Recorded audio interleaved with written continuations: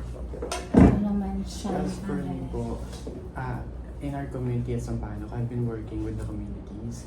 We are nagbibigay ng interventions with the communities, with the children, with the family.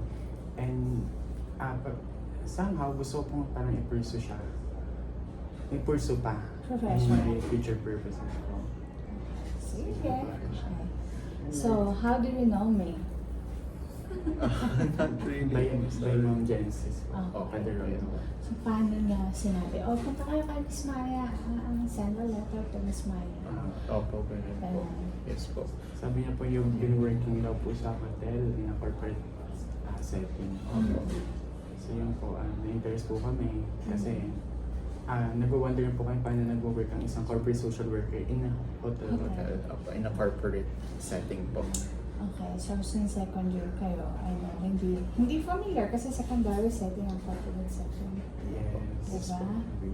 So, pero dito, actually, the head office is in the hotel. Pero, maraming kumpanya. So, to start with, Richville Federated Group of Companies ang kumpanya, right? Or corporation. That is internally named because ang dami talagang entities. So, Richville Federated Group of Company. Most of the names of the hotels are Richfed, may Richville din mismo, may First Federated, may Vivere Properties Inc., may Richville Hotel and Management Inc. So, ang dami talaga. More or less mga 14 corporation. 14 to 17. Because the new 3 are ongoing on the development of that structural building, like the hotels and condominiums, resorts. Okay. So, more or less, yun, mga 17. Hindi ko na binibilang. Kaya man ako. Kaya pala po di talaga nalamahanan ko. Opo. So, Yeah. It's kinda hard to find. It's not the corporation. The foundation is not after the corporation. It happened na talagang ang dami na. But then the chairman who owns that corporation is only one. So sa dami nun, and then, so yun. Okay? Yes po. So curious kayo, what am I doing? But basically, we will see, this is very social corporation. Okay? So want to start na? Yes, po. How would you define a corporate agency in the context of social work? Okay. Our corporate agency with 2 different settings. 1, inside the company, and 2 is our outside community. When we say, because depende yan sa, how to say, providing parang programs and services na meron ka. So, very easy to say, when you are in a corporate setting, the fund provider is the company.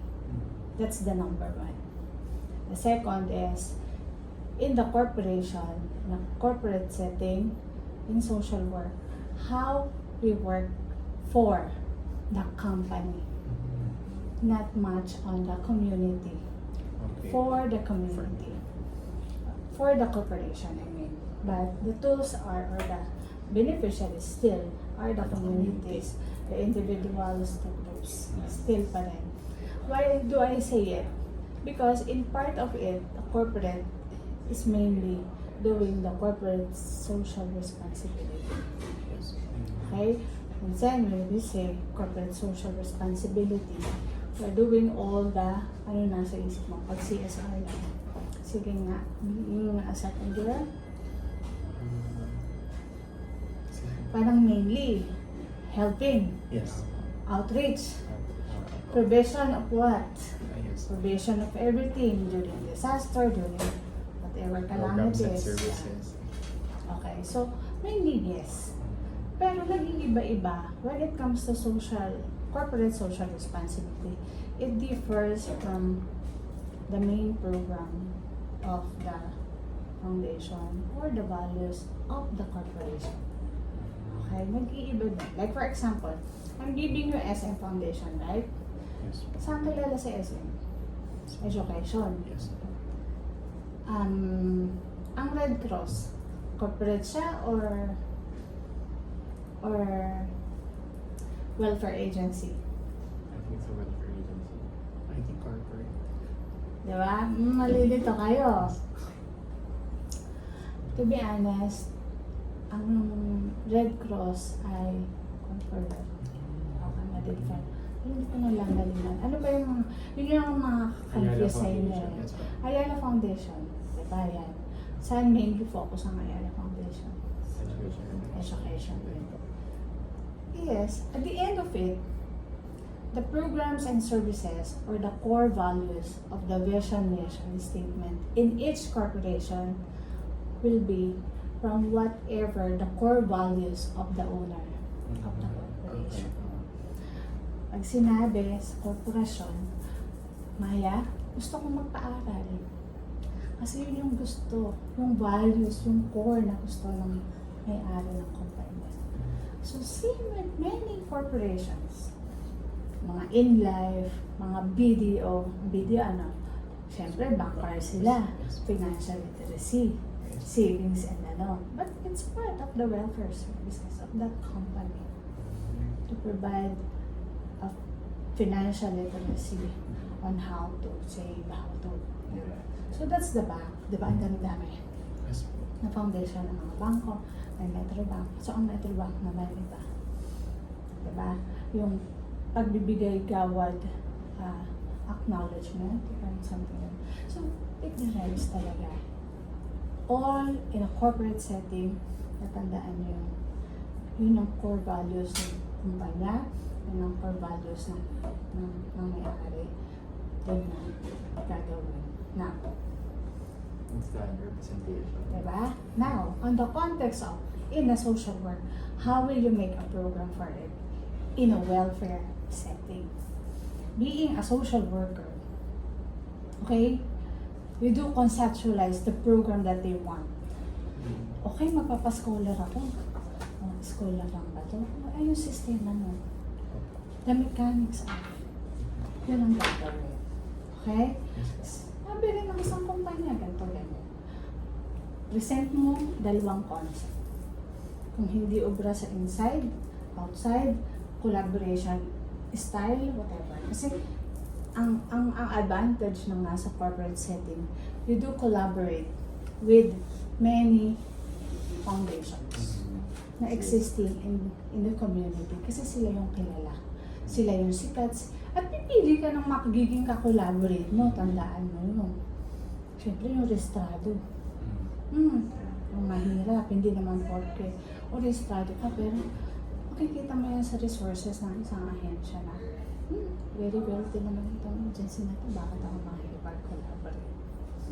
Pero meron yung collaborate. You are both wealthy, but you have two, parang both are in an education or like in a health. Like for example, SM Foundation have also medical services. Diba? They have mobile. Kinikwento ko lang, yung iba naman. Pero, nag-collaborate yung Ayala Foundation. Itong mga mangya namin, hindi naman talaga namin medical check-up.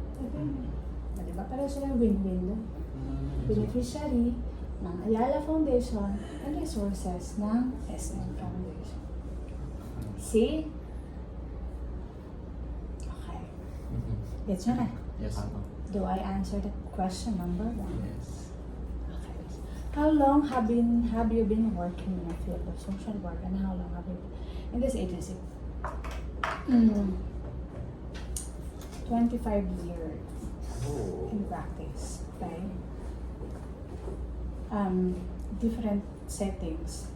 My first is in a residential, and then second residential. I usually go abroad and nagstay rin ako pala. So, I had some stuff rin in a year kasi pag doon kami nakatira. Pero I volunteer as a social worker in an international organization. Hindi rin pala. In Philippine setting, okay lang. Pero kapag nasa abroad ako, I do work.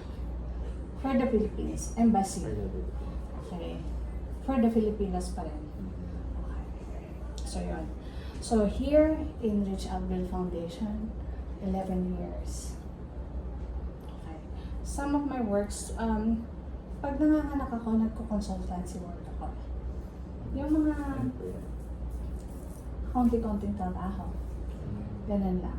So, but more on monitoring and evaluation reports lang. O kaya paggawa ng mga manual of operation nila. Consultation.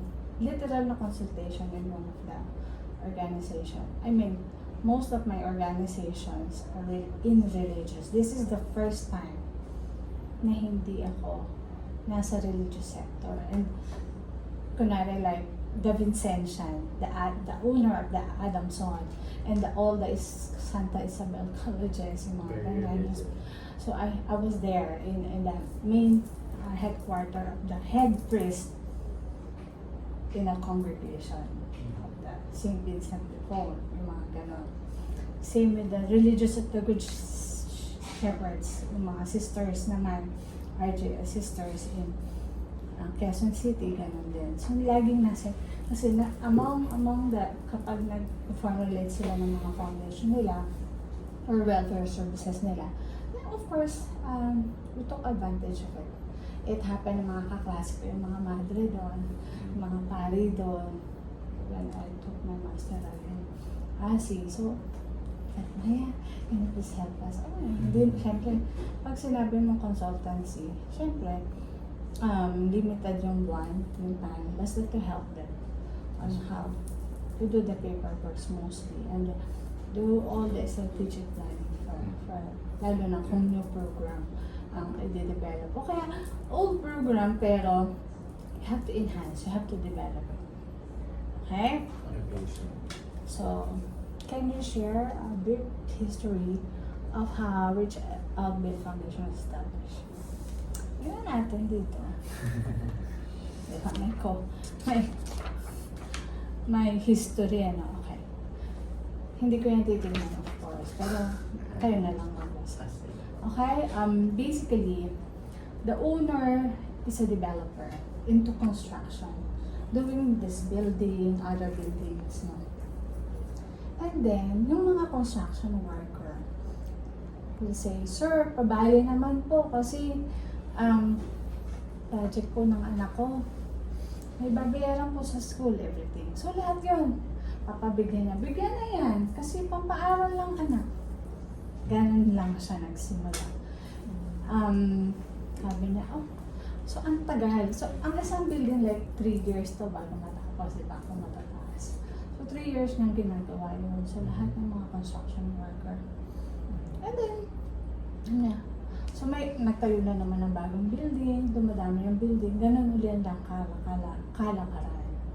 Noon naman, hindi uso yung mga contractor eh. Direkta, di ba? Ikaw magpapamay-ari, ikaw magpapasweldo sa mga laborer mo. So, nararamdaman niya yun. Lately lang yung may sarili. Dati noon, kakarantin. O ikaw yung yun, di ba? So, pag sweldohan, tuwing weekend. Ayan. So, i-advance niya na yun.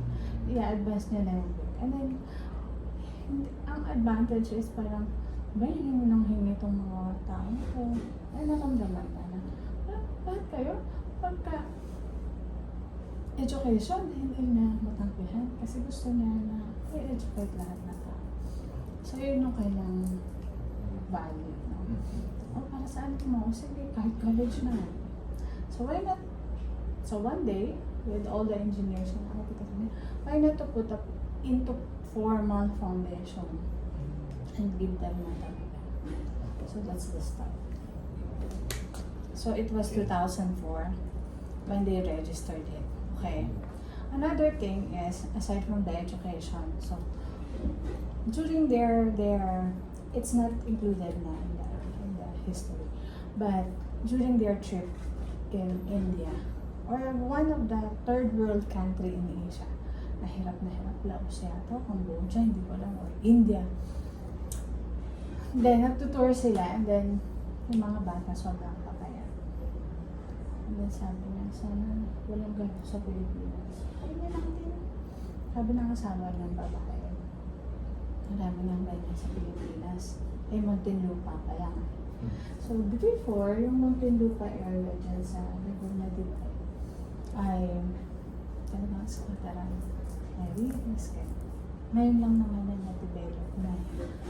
So, lahat doon. So, nagpa-feeding. Walang opisina, mga nasa tolda lang, sa barangay lang nakikikoordinate ang social worker nila. And imagine, sa riles, literal na riles ng tren, andyan yung mga upo na tolda lang, and then pinapakain nila lang. But the reality, yun yung talagang, sige, sino gugutom, kumain dito, magpalista lang. Everyday pupunta ka dito, tuwing lunch siya.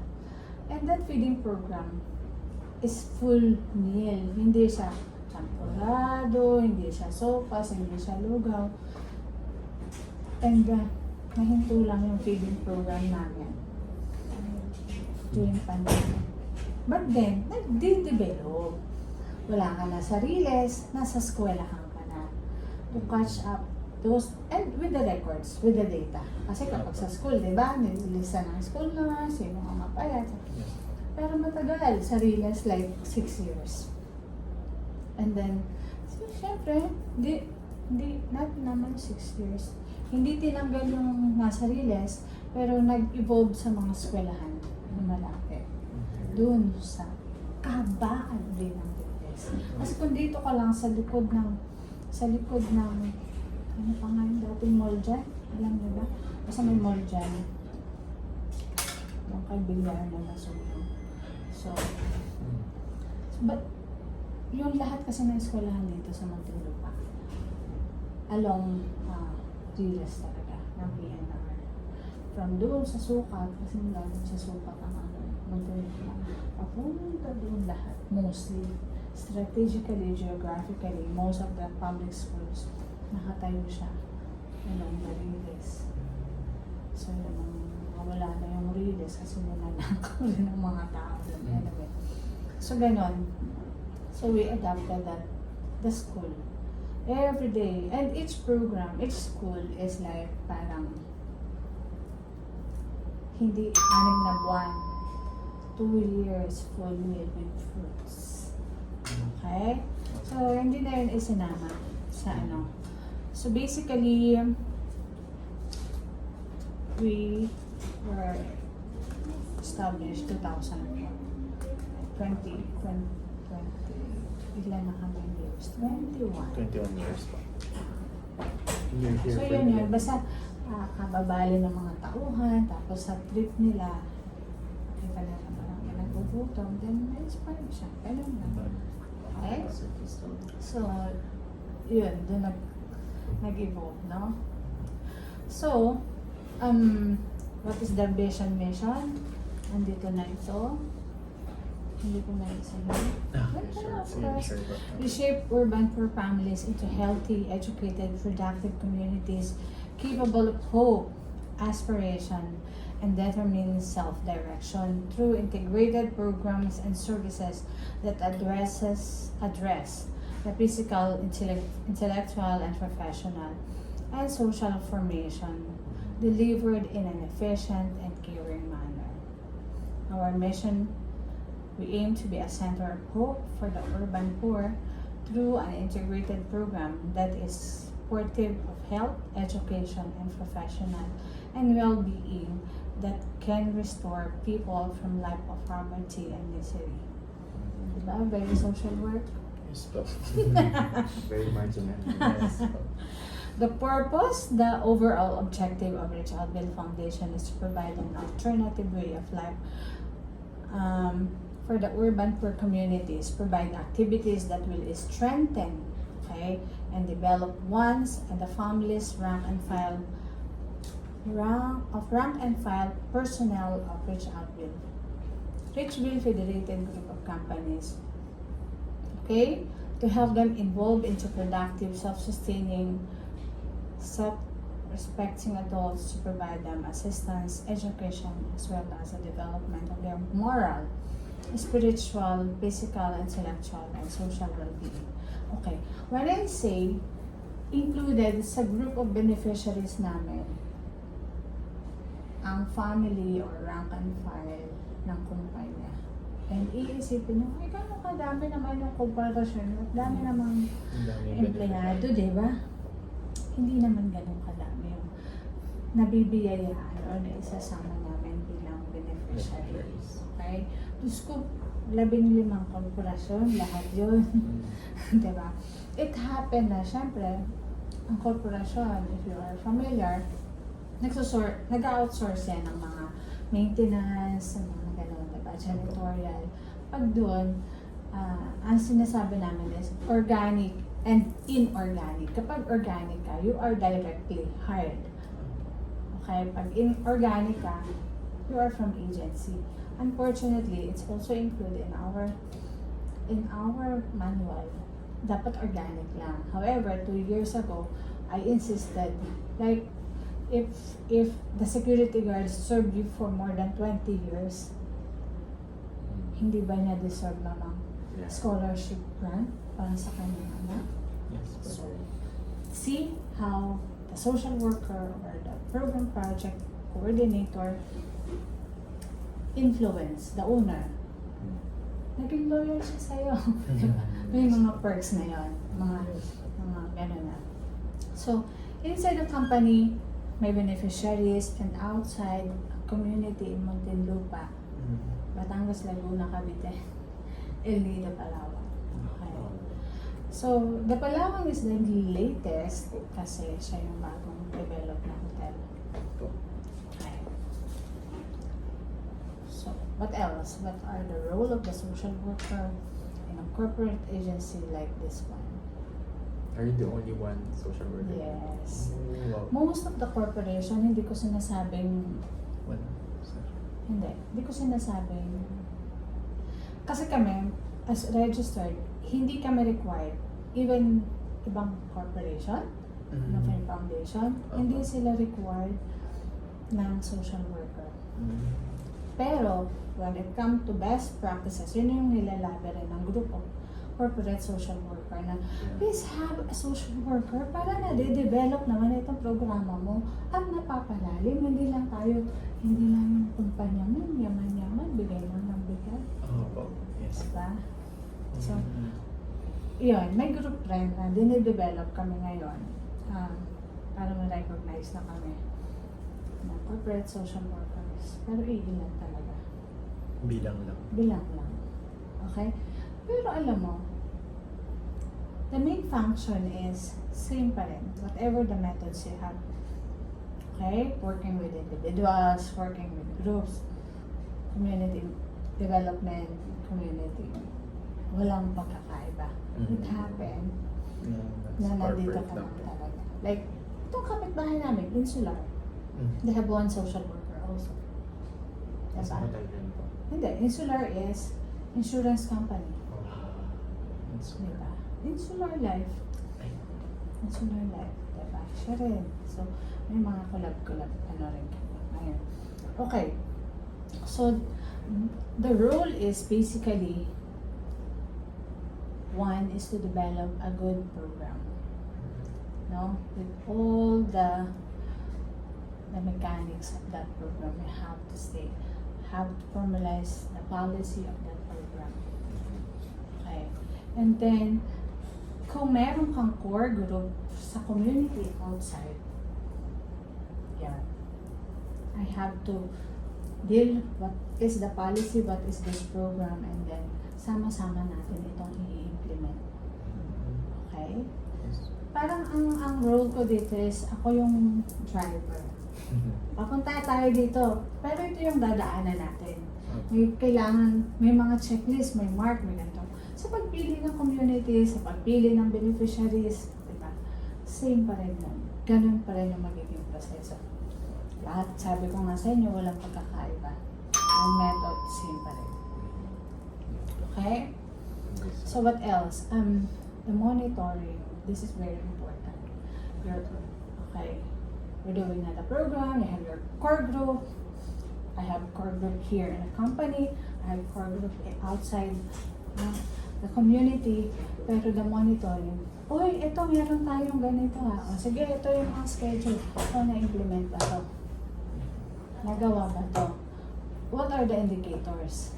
So, yung reporting sa kanila galing. Okay. May report sila. May mali ko kayo na focus mo lang. So, the monitoring, you have to go talaga to the community. You have to go lahat talaga. Okay, that's one. Walang kwenta yung programa mo kapag hindi naging maganda yung monitoring. Kasi akala nila, kasi yung kumpanya naman, may bigay sila sa Bill Foundation. Tumababa yung pinakain namin. 2 years na kami nagpapakain. Sabi kong ganun. So like in the feeding program, every 3 months or every quarter of the grading period, included yon sa kanilang pag-weigh. And then, basically, pag monitoring, hindi maganda ang output. Totoo po. Ganun. Okay? So, we paid, of course, some volunteers. Pero hindi na yun nare-reflect sa mga, kasi parang allowances eh. Ganun. Okay? Have there been any major achievements, milestones, or awards received by the agency? Yes, of course naman. Kasi like in South, here in South, I'm so proud that they really acknowledge and recognize the Rich Outfield Foundation. Minsan nga tawag sa akin, yung Vivian Hotel Foundation. Yung Richville, kasi maraming Richville along here. This is street. Okay? May Richville Tower, may Richville Palace, may Richville Enclave, mga iba-ibang tawag na building. So, dito pa lang ngayon sa street na to, Richville yun. So, mostly, and how do I say, lagi naman kami nare-recognize, no? DSWD, national level, like July 8 or 7, the DSWD, we give a venue. Ganun nga. Because we have the resources eh. Another thing that additional, if you are in a corporate setting, whatever your resources have, you have to share it with others for the common goal of everybody. Okay? So like for example, mami, dun lang, ito, of course, yung Vivere Foundation, bigyan ako yung Vivere Foundation di ba? Tapos, kahapon lang, lahat ng munisipyo, social services department, lahat ng venue nila, I mean, we give it basta maayos yung proposal nila at align sa programa namin. Kasi, we counted it as our services. Like, yung mga seminar na yun, one of the mission is to develop formation professionally and personally. So kapag ang mga letter dealing with professional development, mag-grant yan. Free ang mga venue nila dito. Okay. So, yan, DSWD, ABSNET. Are you familiar with ABSNET? The ABSNET is a group of NGOs, no, sa lahat, sa buong Pilipinas, and it happened. Siyempre, dito sa NCR, Hi! Ano? Ay, magdadrive ka ba doon? Sabi ni Sir Reyna, ay, hindi ko pa napaalam. So, that's one of our scholar. Anyway. Nasaan nga ako? Yan, ABSNET, no? It's a group of social welfare agency na nakalista sa DSWD, license, accredited.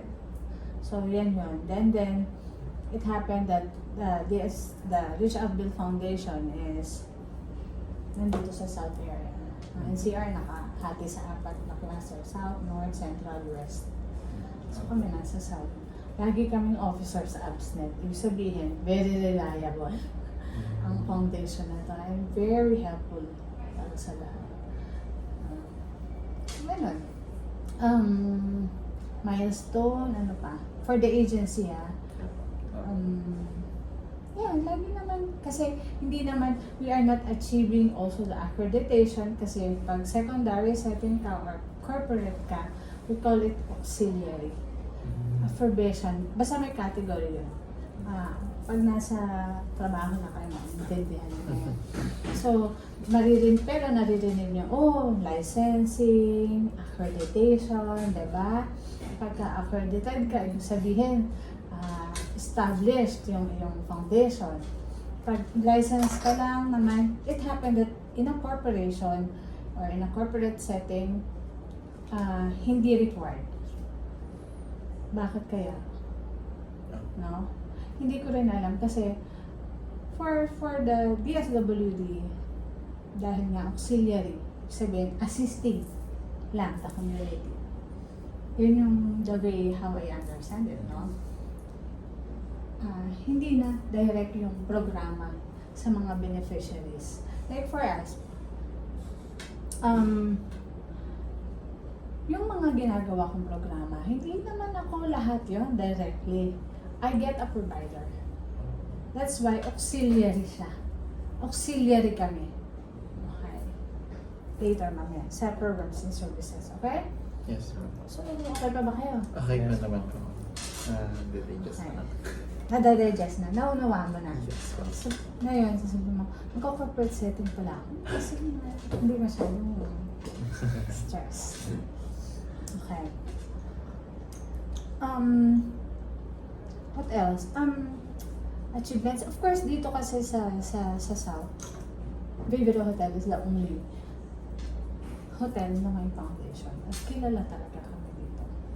Sa mga schools, in public schools also, in Muntinlupa, pag partner namin, alam na nila yan. So, they will just wait anong meron para sa amin, ganyan. So, masakit minsan, pero of course, gumagawa rin naman tayo ng tulong for outreach. Pero kami hindi ko masyadong ma-outreach. Ang reach out namin is, di ba? Hindi, ang pangalan, di ba? Baliktad. Reach out. Yes. Pero hindi kami nag-outreach. Ganon. Ang sa amin talaga is, hindi masyado yung ganon. And later sa mga programa, makikita nyo na wala kami yung mga nakapila. Ayun lang yun. Okay. That's one of the, parang, ang sakit din lang sa mata, sabi ng boss. Ayaw niya talaga yun. Ayaw, nagpapapila. Kaya, hirap na ang mga tao, pilahan niyo pa. Okay. So, what is the role of nasabi ko na. Okay? What types of programs and services does agency provide? We only have 3. Maybe 5. 5 actually. Pero yung pa-4 or yung pa-5, hindi masyado yun. Kasi, 1, we are focused on education program. Okay? Under education program, we have scholarship. Okay? Scholarship, both para sa mga anak ng empleyado ng kumpanya. Okay? Sino naman yung mga anak ng empleyado na yun? Wala nga namang manager. Sino sa hulaan nyo? Anak ng manager o anak ng karpentero? Security guard at mga taga-linis namin. Okay? So, sa lahat ng kumpanya namin, sa lahat ng building, you can ask like, kaya alam mo kaya, no? Pinangmalapit na namin building na nasa Pikang pa. O kaya nasa harap namin. UST Santo Tomas. And then, meron ba ditong just try lang. Try nyo lang, malay mo, diba? Parang just to test our earnings. Meron ba ditong pa-scholar yung kumpanya mo? And then, the guard might wait. Oo, mayroon kaming foundation, no? Yung anak ko nga kasali doon. So that's one test. Then you go to the lobby or whatever.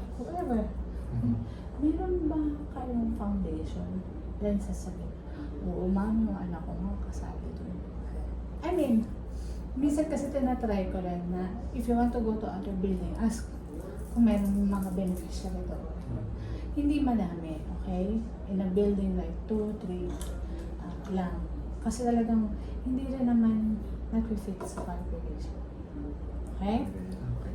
So one, and then the second one is the dorm accommodation program. Why dorm accommodation program? May idea kayo? Iba to, di ba? Magpapa-dorm si Mamaya. Wow. Okay. Some of the properties of rich